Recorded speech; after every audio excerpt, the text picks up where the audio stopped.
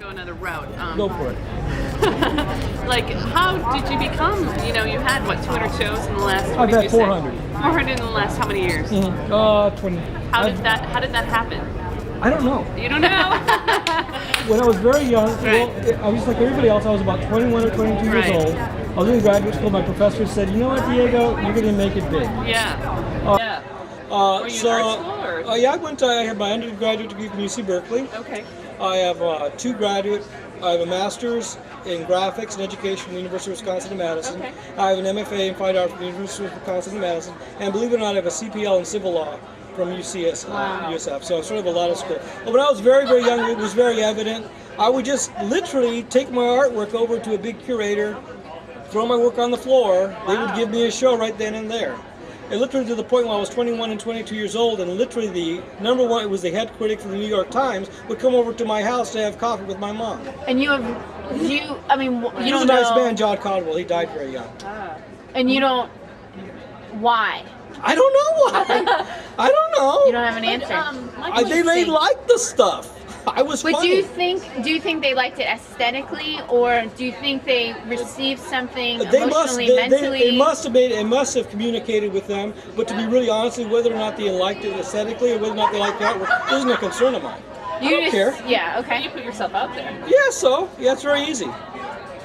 For me, it was easy. Wait. Okay. So, a question from that response right there: do you disconnect from your work when you hand it over to someone I else? could care less about it. Oh, really? Wow. Yeah, I could care less about it. I think the reason I've Do been you do at that this, to protect yourself? I or just do don't you do- care. you I produce don't 100 more. care? I even tell curators if it gets stolen, so what? I'll produce more. Some curators, if they're struggling, keep the damn stuff. What? I can't produce a lot more. I think that I've been in a mode where I produce so much and show so much. So.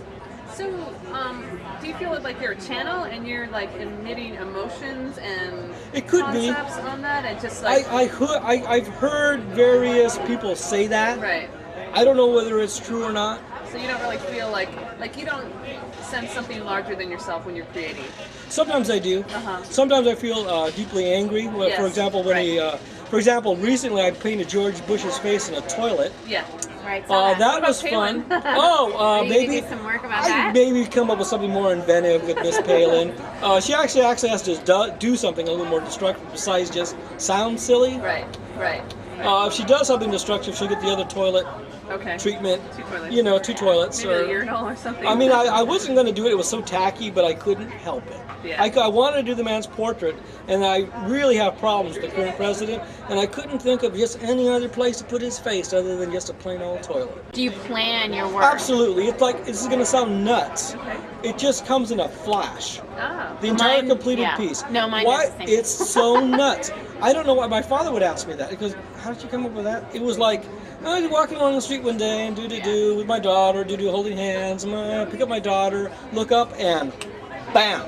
I already have the completed picture in my mind. So it's very easy for me to sit down and draft it on a mural, or draft it on a print, or draft it on a toilet. Right. It doesn't make any difference. But it comes in a flash. All I do is take that really good visualization that I have in my mind and copy it, which any monkey could do, to be honest. So all the symbols and the icon figures that you use are in your mind at that moment? At that moment. It's true. Periodically, I do have to research some. Okay. Periodically, I will search for a few. Like I'll look for, I want some ancient Roman Catholic symbolism in here. Or I'll periodically go into some depth. Yeah. One thing that's wonderful about the visual arts, and I've told this to many people that I know, is you can always learn new stuff. Right. There's always, I don't care Right. how good you are, there's Right. always somebody who's better. Yeah. Always somebody who will be better. Right. And always, and even if you are, if you ever do become the best at it, quit and find something else to do. Right. But while you're ahead. So, but you traveled many paths. Why didn't you just become a professional artist and have your studio and create? There's more to me. I found out that Okay. there was just more to me. I Okay. love to talk and argue. I love to go to court. Yeah. Okay. I didn't know any other artist that ever did that. But I just like to do it. Yeah. I love to write and argue with people. You put Okay. me in there, you get an argument with me, I'll sit there and do what I have to do. Yeah. It was just another extension, like you have 2 arms, right? Yes. Well, one is my art arm, the other is my lawyer arm, or legal arm, or Yeah. whatever you want to Yeah. call it. It seemed like a logical extension of just what I was. Who you are. I mean, that's why often people meet me. I was even scared when I met you because I thought, these guys are not going to think it's Diego. I said, there's no way, because people always expect the same thing. They expect a guy that's very large, a guy with a black beret, have to have an eye patch, or we're dressed in all black, who isn't that pleasant. Well, you do look We're not the stereotypical artists. Right. Here, No, so you don't worry know, about it. that's all I hear. Yeah. Every gal I always walk in, I always say, I'm him. They go, dang it. Well, good. You're just breaking the stereotype. That needs to happen. Good. One question I have, another one that I thought of was, what's the difference between an unsuccessful political art piece and a successful? Failure to communicate, plain and simple. But how do you communicate to your audience? I don't know. I can't answer that question. But if it does not communicate, probably hasn't been thought out well enough where it doesn't utilize, if it doesn't use icons or style or a technique which we commonly use it for communications, for example, symbols, and it just fails. I don't know how else to say it. If it just fails to communicate at any level, because but then again, I know artists that break all the rules and they communicate left and right. Jackson Pollock is still communicating every single day. I think he's an absolutely incredible painter. He didn't even know what he was doing at the time. He was intoxicated. He had a very limited knowledge of the arts. I think my simple answer would be failure to communicate. But what if, I'm just hypothetically, what if you were in a room of Republicans, right? Oh, I wouldn't be there. No. Maybe your artworks, your art. What would that communicate? Do you think that would communicate Oh, effectively? listen. I know those damn Republicans do. They buy half my artwork. They do? Yes. Interestingly enough, they consider, on a superficial level, my work is beautiful. Okay. They don't see anything beyond that. They don't. They'll see a beautiful mask or a beautiful painting or something like Right. that. My George, isn't that pretty? Yes, Jan, it's pretty. Let's buy one for a couple of grand. Oh, he's that Mexican artist. Yeah, maybe we should invest. But they don't go any further than it just being a pretty painting or anything like that. And in a sense, that's sort of weird, but that's the is truth. It doesn't bother you? I don't care.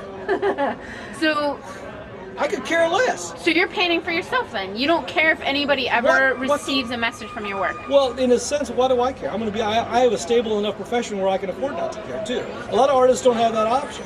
I can say I can never sell a painting again. So, I'm not sitting my pension over in my nice little chateau in Newark anyway.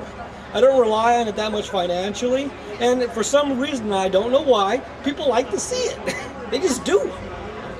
But you don't know. rely on it emotionally or mentally either?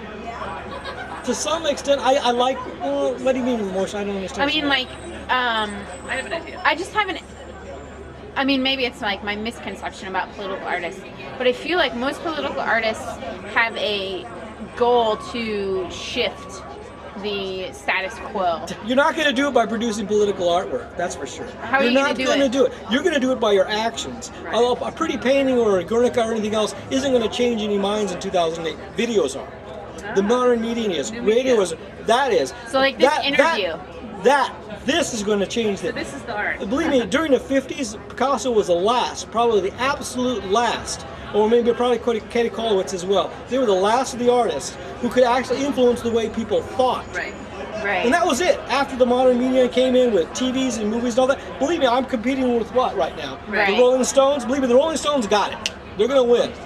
Because they have more media, they have... they'll bombard with media. U2 will win too, Right. They'll bombard with media. I don't got that at my disposal. So thinking that if I produce a painting or a sculpture that's going to change any minds, you're sort of silly. I don't think so. Okay, so then I have another question. Sorry if I'm going forward.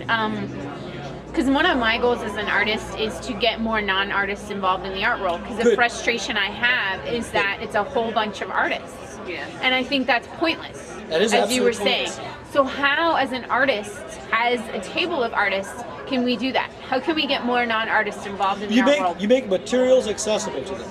I think it's very easy. But that's what I think. I mean, hey, take it for all. You just make materials easy for them and you put them in an environment which is non-threatening. Because a lot of times when people don't do artwork, it's because they've been told when they were little kids, They can't Dad paint or doesn't look whatever. like a blah, Right. blah, blah, or whatever. Yeah, right. But I think if you have the materials and they're in an environment which they feel safe and they can express themselves, maybe I think that would actually solve a lot of the problems. You were talking about like new media, it's it, right? Yep. But what about the direct experience of being in front of the David in Florence? Oh, there'll always be the population that needs that. Billions of people aren't going to go staring at the David.